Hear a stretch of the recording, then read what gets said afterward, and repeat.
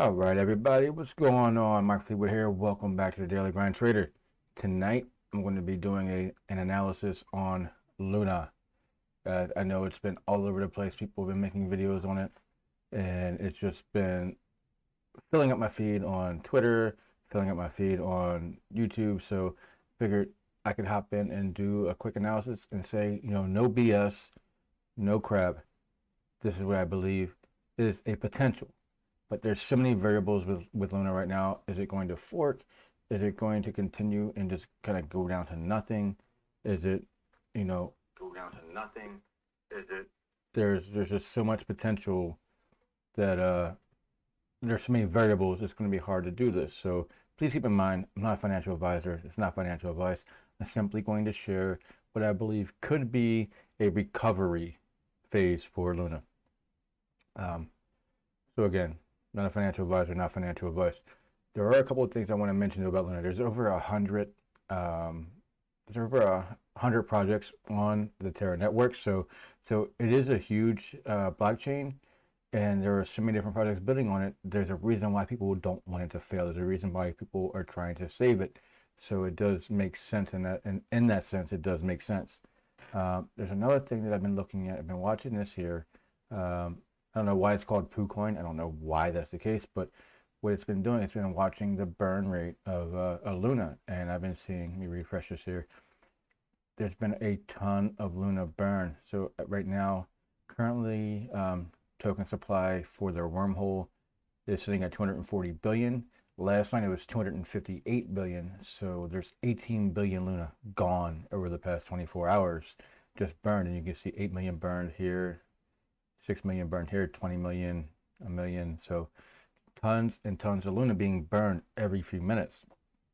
So is this a way of trying to stabilize and get the hyperinflation out of the pool?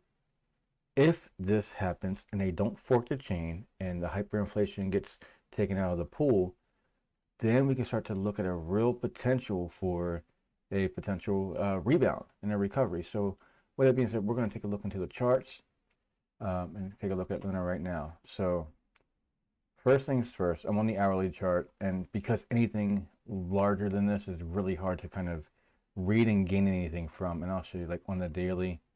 I mean, there's really not much to it. You don't really see any information there on the daily. The only thing you do see is that on the daily that the MACD looks like it's starting to move a little bit.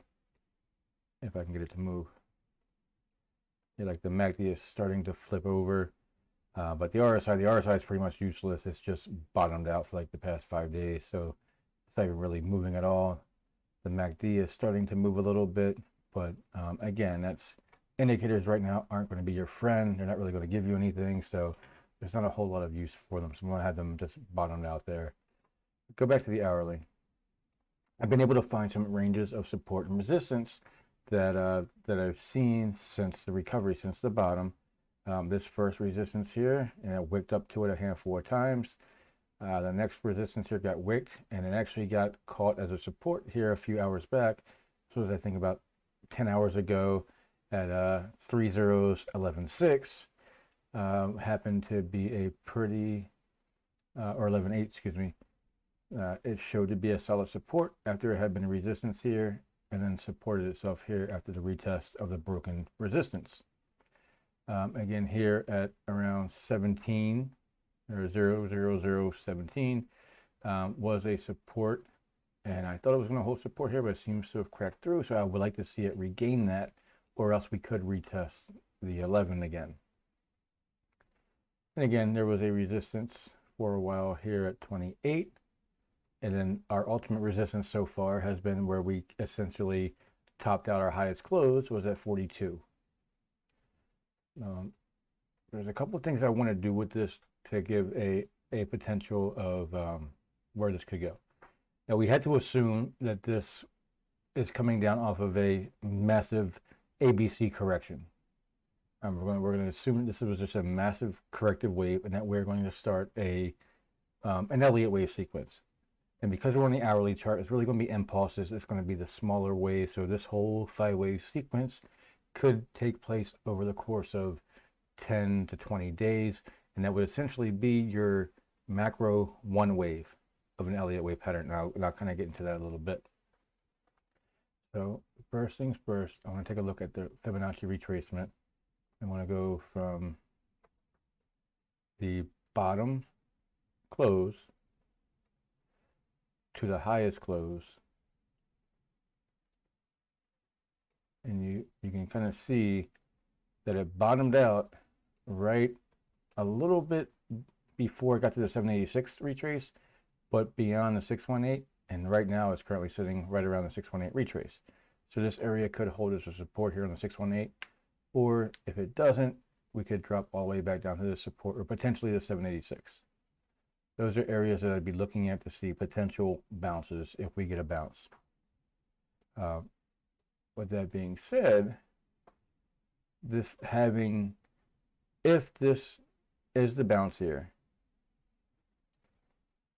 and we can come up and break past the 0 point, then we have an opportunity to go into an extension. Then we have an opportunity to get into a Fibonacci extension range.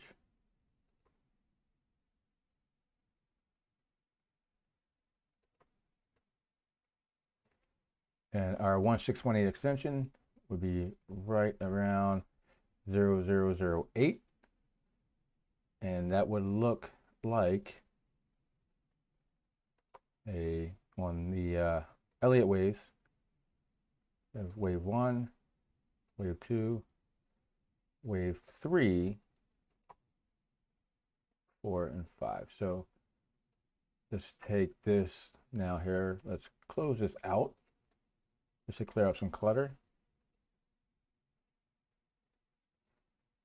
I'm going to do another Fib retracement. Let's say it gets down to the 618 again. That's our 4 wave, and it'll come down to about here.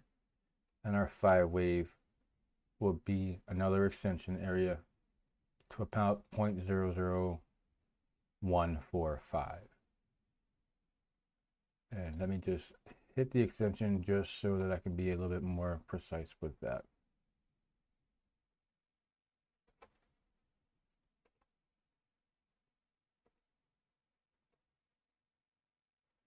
So right around 0.0015.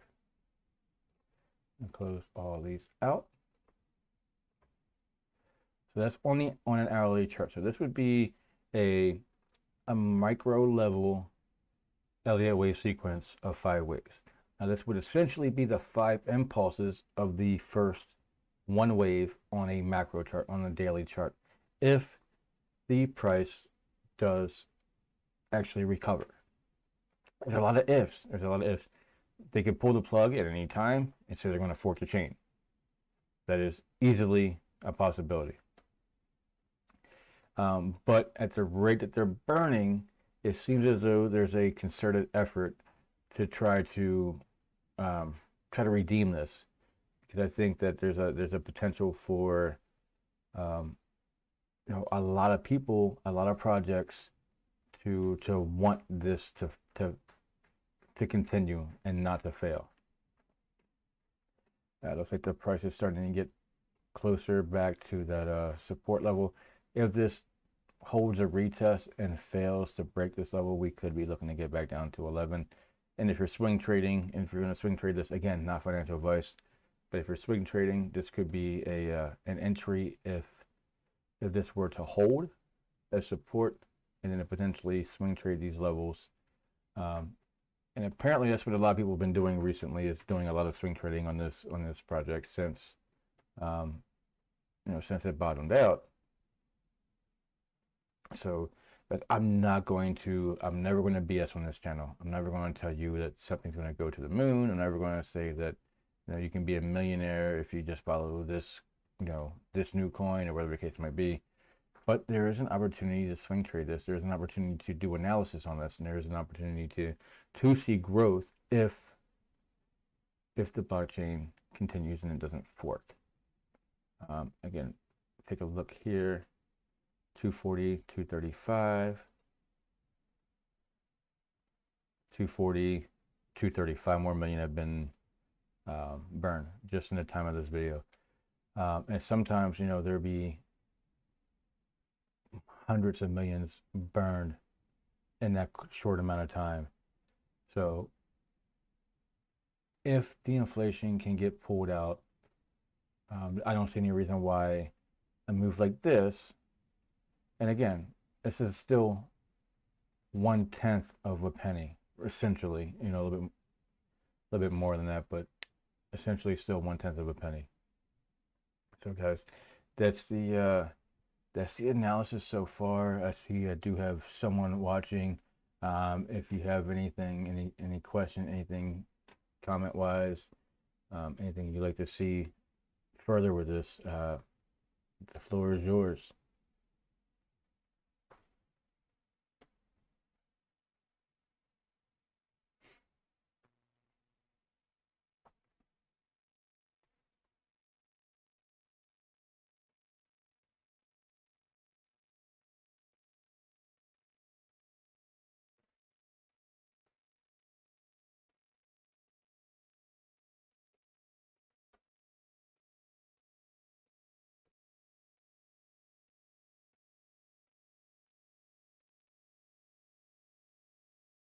But yeah, guys, I mean, if that's it, the last thing I want to talk about is going to be UST, and obviously UST depegging is what was the initial cause of this. I didn't go over that because I assumed if you're watching this video, you know about the massive crash, you know what happened, you know what caused it, or you at least know the mechanics that failed that created the crashing scenario, the death spiral.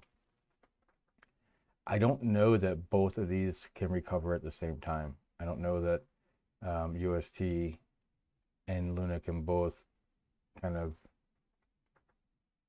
recover, at least in the current way that the mechanism works, where to burn UST, you create Luna. If Luna is minted every time UST is burnt and vice versa, then they're going to kind of stay pegged at the same range. So I think one of them has to be kind of left alone until the other one can be recovered. So I don't know which one they're going to go with first, but it doesn't appear like UST is recovering either. UST is slumping pretty bad. It's essentially double bottomed here.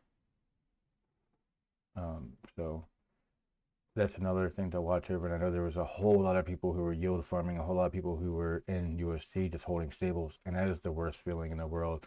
That is what bothers me the most about this whole scenario.